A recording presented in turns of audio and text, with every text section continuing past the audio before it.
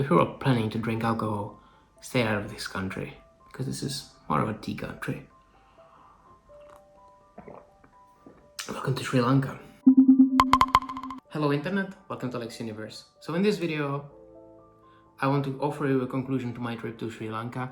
We will talk about some useful travel tips that you may find handy if you ever travel to this destination, and from what I saw, their tourism is really turning up after the 2 past years. So the chances are you are traveling there. So let's pack it up and let's talk about my top 10 travel tips to Sri Lanka.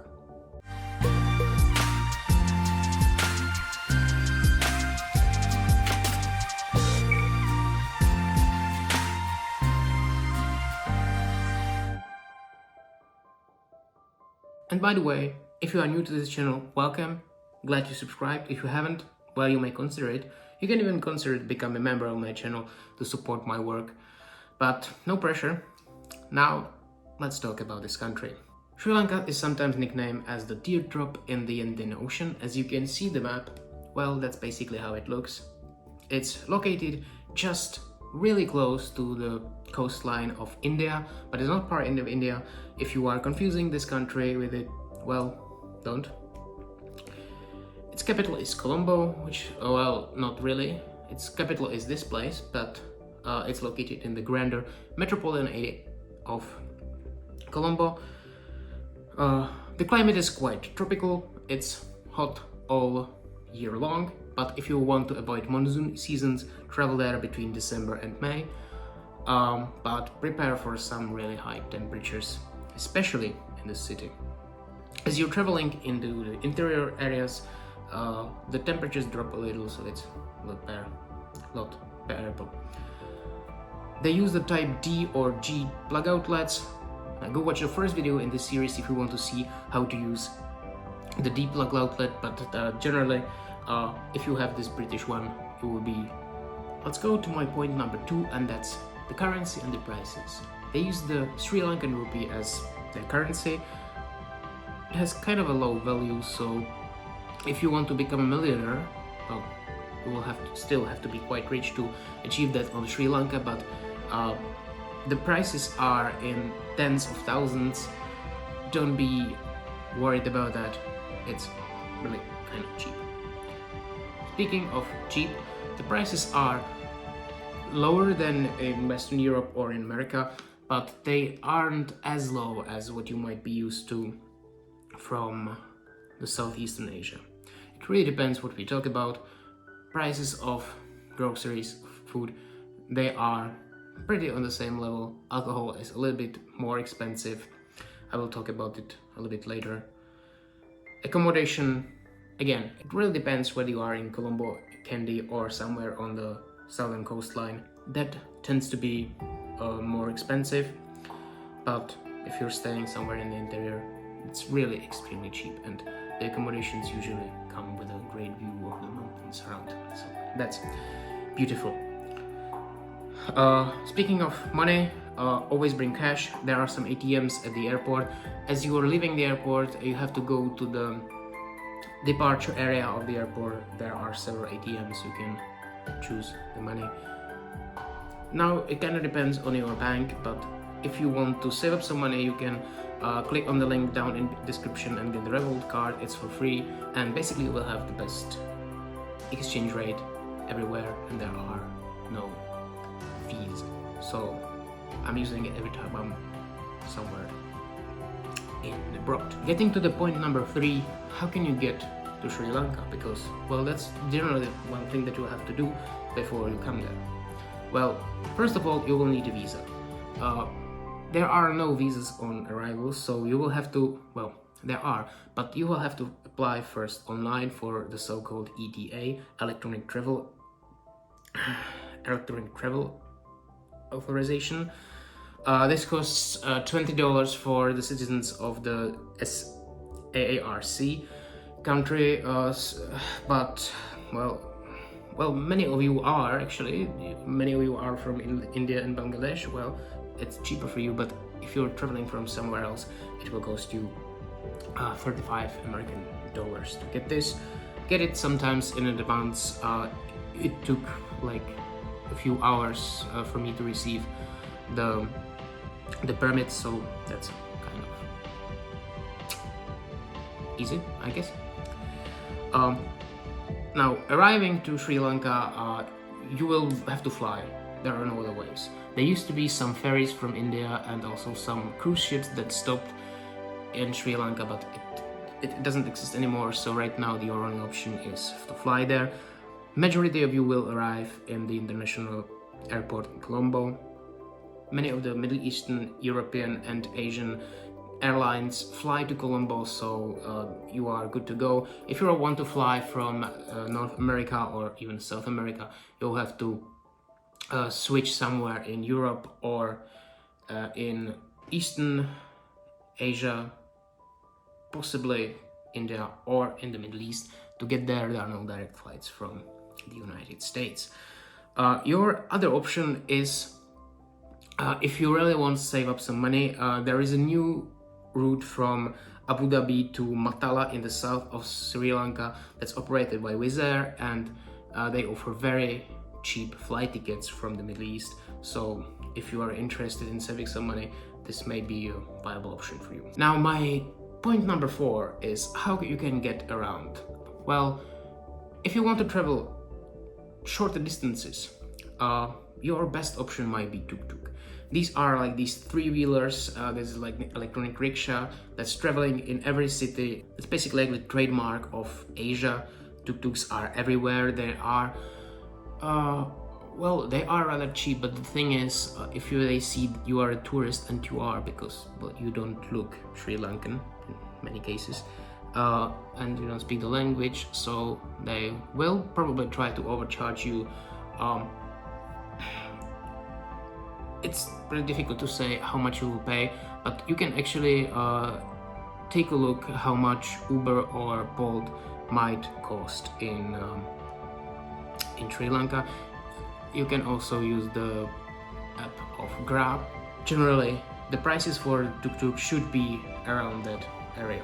Which brings me to the point, well, you can travel by these travel apps, Uber and so on. They are the most convenient. You just pick the destination. You know how to use Uber. So that's very cool. In many cases, you can also order a tuk-tuk drive if you want. But sometimes this is not possible. There are some places that are off limits for these apps, so in that case you will have to walk or get a tuk-tuk. And getting a tuk-tuk is not a difficult chore, because they will just honk at you non-stop all the time. You will not have a chance to relax for a bit. You can also rent a tuk-tuk, which means you will go to some places that are actually kind of close to Colombo International Airport.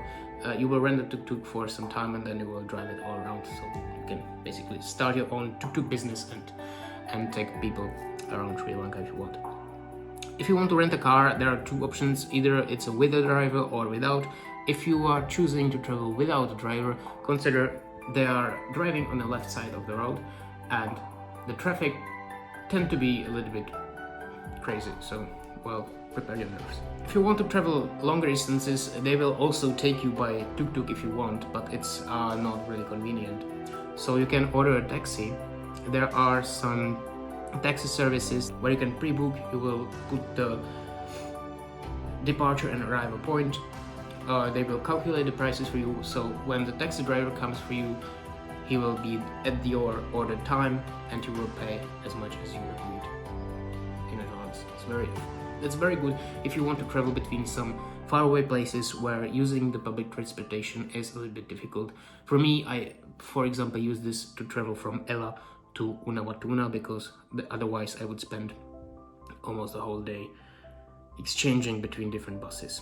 Speaking of which, you can travel by bus. That's the cheapest option. Not really convenient, but well, if you want, you can do that. Your other option is you can hire a tour guide. Many of the tourist places like Sigiriya or Goa or Kandy, there are many tour operators that will take you on a trip from Colombo, so that's maybe another option if you don't want to hassle or drive. But definitely if you're traveling to Sri Lanka, one of the musts is to travel by train. The best and the most well-known route is from Colombo to Ella in the interior of the island. Sorry. This is really cheap. Like the first class ticket costs some $5. If you want to travel in the third class, you will pay as little as $1.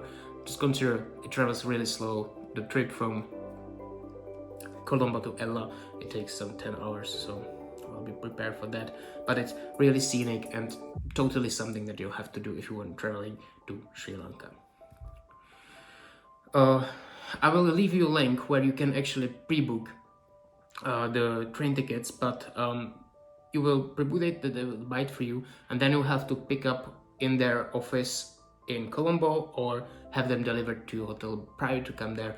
But you cannot use any kind of an electronic ticket. You have to pick up the real deal tickets from Sri Lanka. I will just show you what it looks like. It's actually kind of big. This is what the train ticket in Sri Lanka looks like. So be sure you will get something like this. And your last option how to travel around Sri Lanka is probably the coolest one. There are several hydrodromes around the country, so you can travel by plane, or in this case by seaplane. Now that was a bit longer. Let me get to point number 5, and that's languages. The 2 official languages of Sri Lanka are Sinhala and Tamil. The Sinhala language is used by the majority of the population in the southern and central part of the country, while the Tamil population lives more to the north. These languages are not intelligible, so you will, if you learn one, you will not understand the other one. They have very interesting writing systems. They look kind of similar, but they are just different squabbles. So, yeah, unless you like really learn it somewhere, then you will understand it. But the good news is that majority of the people actually speak English. They learn it at school at a very early age. I mean, just listen to this kid telling the poem in English. I opened my eyes and looked up at the rain, and it slid into my head, and it flew into my brain. He is like 8 years old. So we will not have a problem with English. Bring me to number 6, and that's alcohol. Like I said in the beginning of the video, if you are an alcohol fan, Sri Lanka might not be the best place for you. Alcohol is not really cheap, and it's not so easy to get it. First of all, it's only sold in certified liquor stores that close at 9 p.m. always. Second of all, it's forbidden to sell alcohol on the so-called Puja days, which occur every month. So if you are unlucky, you will not be able to buy alcohol on that day. And when you buy it, like the liquor stores are like crazy. It's just like one window with bars. You have to tell them what you want. A lot of struggle. Not to mention the beer is not exactly cheap. I mean, speaking Asian terms. My point number 7 goes with the religion. I wouldn't normally mention it, but Buddhism really actually plays a very big role in the Sri Lankan society. First of all, if you ever have any tattoo of Buddha on your body, cover it or get rid of it. That's extremely offensive and you may get into troubles. Second of all, don't take any pictures with your back against the Buddha statue. That's also considered very disrespectful, and it's actually forbidden by law. Well, the Buddhist influence on the society can be seen in many other ways. Like I mentioned, alcohol. You have some Buddhist celebrations during which you cannot buy alcohol and you cannot drink it anywhere outside. And also, if you are entering any Buddhist temple, you cannot even be carrying the alcohol with you in your backpack and so on. And well, speaking of Buddhist temples, be prepared what you will be wearing, because well, that really matters. Your shoulders and your knees need to be covered, so bring your long sleeves if you want to visit these temples. Sometimes they don't really push for that, but in majority of the cases, especially in the most famous temples in Sri Lanka, this will be the case. I had to buy like this scarf, I guess, that I just like put around my body, and it was okay. But prepare for it in advance. My point number 8 is get a local SIM card. That's like a general rule in almost every country, but roaming tends to be quite expensive for majority of world operators, and this is just like really easy thing to do. You can get the SIM card directly at the arrival hall in Colombo Airport. They speak English, they will explain to you how to use it. It's very simple, just you don't even have to activate it in any way. But speaking of SIM cards, well, calling someone is one thing, but you will in most cases not do that, because majority of the tour operators, the taxi owners, the accommodation owners or managers, they will just write you on WhatsApp. So if you really want to travel through Sri Lanka hassle-free, get a WhatsApp if you're not using it, because, well, that will help you a great deal. You can basically arrange almost everything in this app, and it's like, well, probably better than Booking. My point number 9 is, well, it kind of goes along with the alcohol, but just only a little bit. If you are a fan of parties and the nightlife, well, stay out of Sri Lanka. There are not really many pubs, not to mention nightclubs, outside of Colombo, I guess, or maybe a little bit in the south. There are kind of a few resorts and tourist establishments in the southern Sri Lanka, but it's really not that big. And even in Unawatuna, where I was, which is one of the biggest tourist resort places in Sri Lanka, well, it was kind of difficult to find some open bars after, let's say, 11 p.m. So if you're really into nightlife, Sri Lanka is really not a destination for you.